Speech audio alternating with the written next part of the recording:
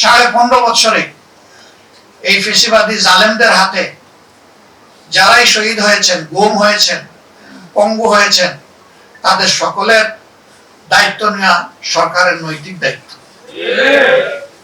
তাদের সকলের দায়িত্ব নিতে হবে, তাদেরকে সম্মানিত করতে হবে। বেঁচে আছে যারা, তাদের চিকিৎসা এবং পুনর্বাসনের যথাযথ ব্যবস্থা করতে হবে। যারা দুনিয়া ছেড়ে চলে গেছে তাদের পরিবারগুলোর দায়িত্ব নিতে হবে, তাদের সন্তানদের দায়িত্ব নিতে হবে, তাদের বৃদ্ধ পিতামাতার দায়িত্ব নিতে হবে, তাদের বিধবা স্ত্রীর দায়িত্ব নিতে হবে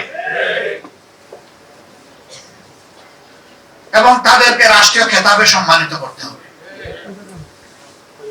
যথাযথ সম্মান দিতে হবে।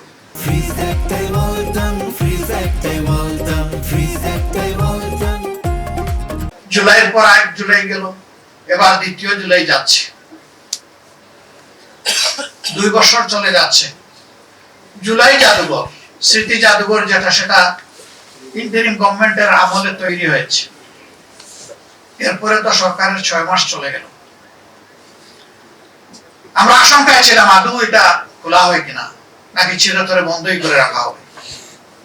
সংসদে তখন আমরা তীব্র আওয়াজ তুললাম। তখন মাননীয় প্রধানমন্ত্রী তার শেষ দিনের বক্তৃতায় বললেন যে 5ই আগস্ট এটা খুলে দেওয়া হবে। এটা 1 জুলাই খুলে দিতে অসুবিধা কোথায় ছিল? তাইলে পুরো জুলাই মাস জুড়ে আমাদের বীরদেরকে মানুষ আরো বেশি শ্রদ্ধার সাথে স্মরণ করার সুযোগ পেত। এই জুলাই যোদ্ধাদের আকাঙ্ক্ষা কি ছিল, দেশবাসীর আকাঙ্ক্ষা কি ছিল? সেই দিন জুলাই যোদ্ধা হবে 1-2 লাখের মতো নাকি? সেই দিনের জুলাই যোদ্ধা ছিল কার্যত এদেশের 18 কোটি মানুষ। এই মানুষগুলোর আকাঙ্ক্ষা কি ছিল? আকাঙ্ক্ষা ছিল একটা স্বাধীন দেশে আর ফেসিবাদ চলবে না। আকাঙ্ক্ষা ছিল একটা স্বাধীন দেশে আর বৈষম্য থাকবে না।